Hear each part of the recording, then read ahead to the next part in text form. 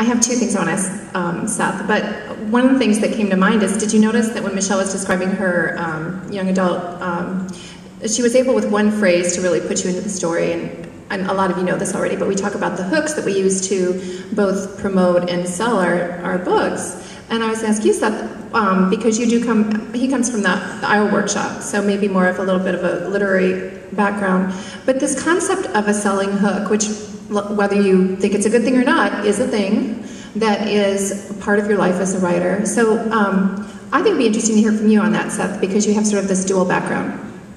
Yeah, so this one works, right? Yes. First of all, I'm very happy to see a lot of my students here from my creative writing class. You guys are awesome for coming in. No, I told them they could get in free though, and so I think that really turned the switch. Yeah, I mean, I think that's a good question about the hook. I was writing, I mean, it's interesting to hear what Julie said also about, you know, your characters coming from an autobiographical thing. The first characters that I was writing really were sort of me to a large extent. I was writing these short stories about a kid growing up with divorced parents, and, you know, a lot of that really came from my life. So I wrote these short stories, and then everyone would be like, well, what do you write? Oh, you're a writer. Well, what kind of stuff do you write? And coming up with a hook for a literary short story collection is like it's really tough, really impossible. Well, I have a short story collection. Oh, what's it about? And they want like that one-liner. And I guess I could just say it's about a kid growing up in the 80s with divorced parents. That's actually not so bad.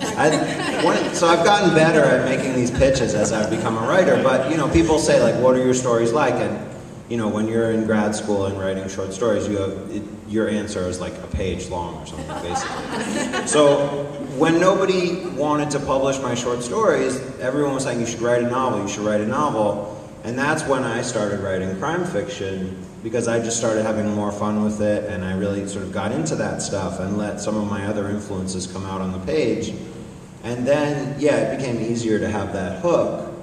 So I think the hook is important to have from a marketing standpoint, but of course you see a ton of writers out there who are doing fine without a hook and publishing literary novels. But in our world, you know, we generally have a hook. We don't always have a dead body in the first chapter, but a lot of writers try to. And, you know, you just sort of try to get things on the tracks and get them going. And then, you know, having a hook is a good way to pitch it. Well, I think one of the things that attracts us writers to crime fiction, and also I write apocalyptic fiction, as she mentioned, which is a short step away from horror. But I think horror and crime both offer immediacy. And so I think that one of the reasons the readers are drawn to it is that we're talking about humans. We want them relatable. We want our protagonists to be relatable. We all want to think we could be Kelly or Lily or Jack. But by giving them a horrifying or criminal launch, it throws you right into humans. I always say it's extraordinary circumstances with ordinary people. So, Julie, your character is extraordinary at the outset, like just because of her abilities. She's already got some things going on that are a little different than the norm. So how do you go from that character into a situation of tension and then get the story moving? That's a good question.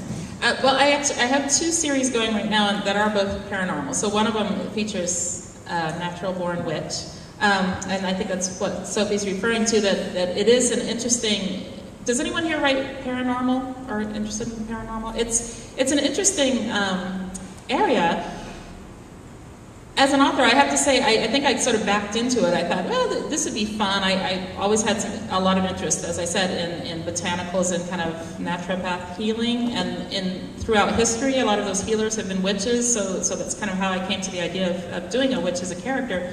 But once you start writing, once I started writing the paranormal theme, it does immediately hit you with what science fiction authors have to deal with, which is that you're dealing with this whole brand new world, and any world that you set up has to have some rules. You know, you can't just throw together a world, and well, I guess you can if you're writing Bewitched. But if you're writing a novel that has to have some sort of internal consistency and certainly tension and character development and everything else, even someone with extraordinary powers needs to have limitations and or needs to get herself into trouble with those powers so that she's actually putting herself more at risk because she has certain powers.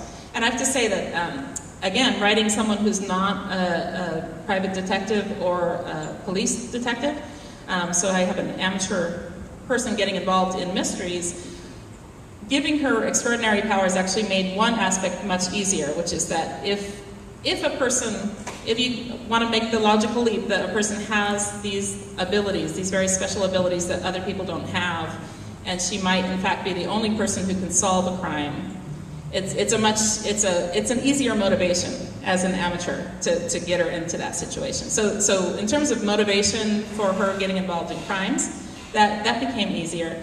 But I do think that in my case, the first issue that I really came up against was that a lot of people with extraordinary abilities can see the future.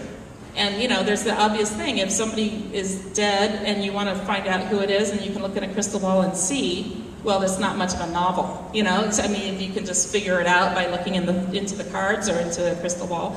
So I did need to make certain rules for her, which is that she can't actually see anything in a crystal ball. So, you know, in my witchy world, not all witches are good at the same sorts of things. And it's not a straightforward sort of world. It's not as if you can look into it and see the person who did this crime. So there are still internal limitations, even though it's an extraordinary world. And then in my other series, I'll just say that I have another series which is the Haunted Home Renovation series, which is also paranormal in that the protagonist can see ghosts. She starts being able to see ghosts. But it's been fun for me as an author because she, as a protagonist, in the first book is the first time she's encountered this ability to see ghosts. And what she actually does is she runs her father's home renovation company in San Francisco, oddly enough, rather than Oakland.